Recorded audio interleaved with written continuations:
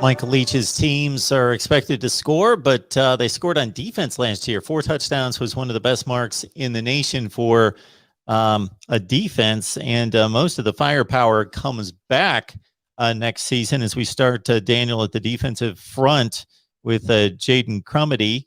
And although you lose most of the rest of the productivity, at least up front.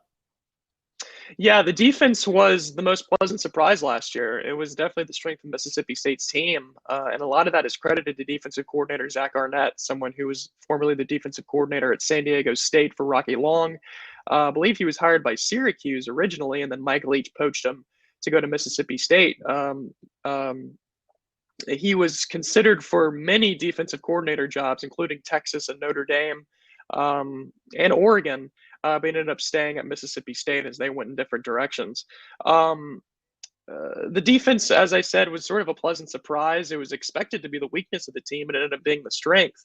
Looking at the defensive line, you mentioned Jaden Crumedy, who's going to be returning. Had 32 total tackles, 2 sacks.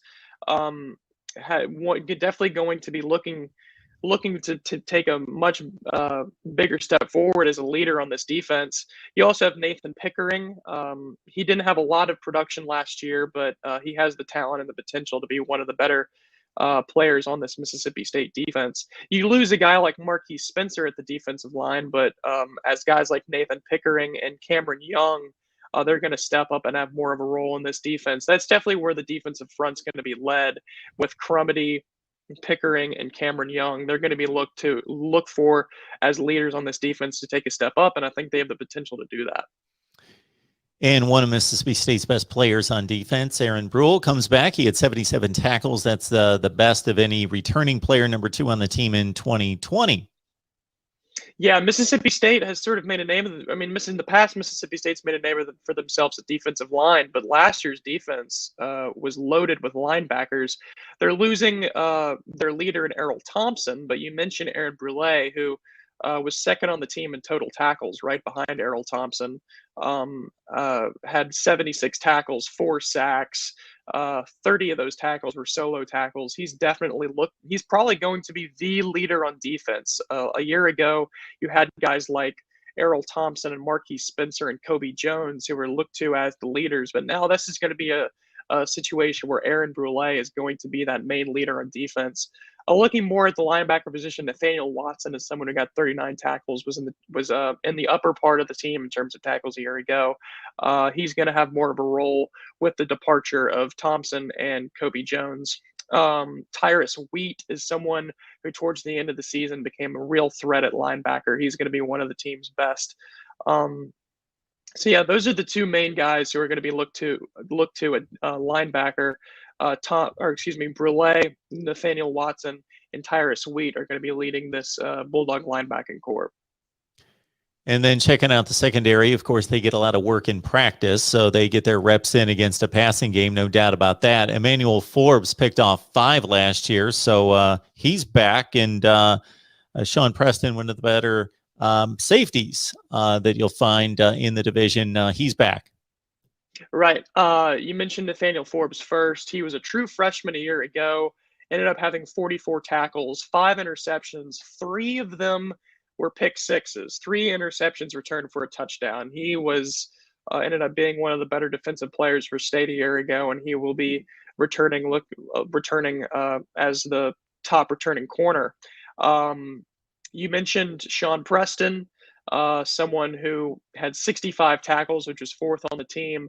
He didn't have an interception, but as Mississippi State last year did a very good job of forcing turnovers, and I think that Sean Preston is someone who could contribute to that this coming season. London Kraft is someone who's a safety who not many State people had really heard of coming into last season. A year ago, before that LSU game, that crazy LSU win that Mississippi State had, when Mississippi State announced the starting depth chart, London Kraft was one of the starting safeties. Not many State people were looking forward to that possibility because no one had really heard of him. But he ended up having a really, really good year, 5th on the team in tackles with 57.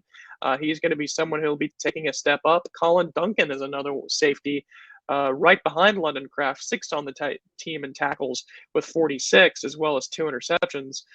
So this is a secondary that,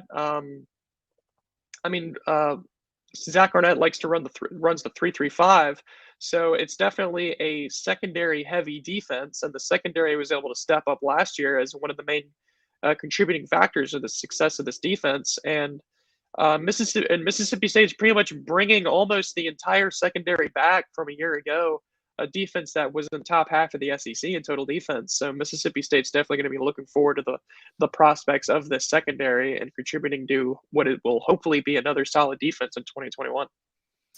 And sometimes it's a bit of a mystery when your specialists, both kicking and punting, aren't coming back. Do you have any thoughts about who's taken the lead in those competitions?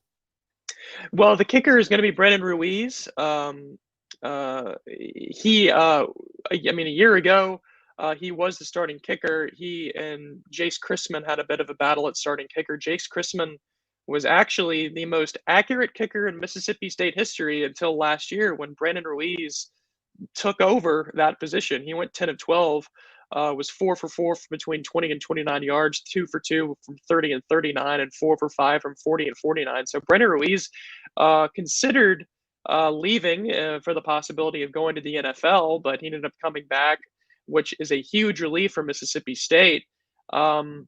And Jace Christman, who I mentioned, is actually going to be joining Dan Mullen at Florida as their starting kicker. So, there's another former Mississippi State player joining his former coach. At punter, it's probably going to be Tucker Day from Brentwood High School in Brentwood, Tennessee. Punted a year ago, dealt with some injury, but he will be coming back and will be leading the charge at punter. But I think Mississippi State special teams has not usually been a strong suit for Mississippi State, particularly in the place kicking department. But I think Brandon Ruiz is going to be bring some stability to that Mississippi State kicking game, especially going 10 of 12 from field goals. Mike Leach is not someone who necessarily likes kicking field goals. He loves to be aggressive and go for it on fourth down, which a lot of Mississippi State fans discovered in games like the Arkansas game.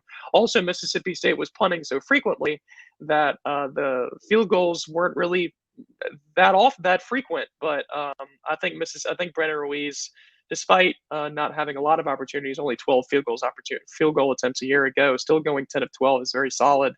And I think Mississippi State's going to be pretty stout at special teams this coming year. Okay. We're just about 3 weeks away. Louisiana Tech in Starkville. Daniel, we appreciate you stopping by as always, breaking down the Bulldogs for us. Thanks, Mark. I appreciate it. Thanks for having me.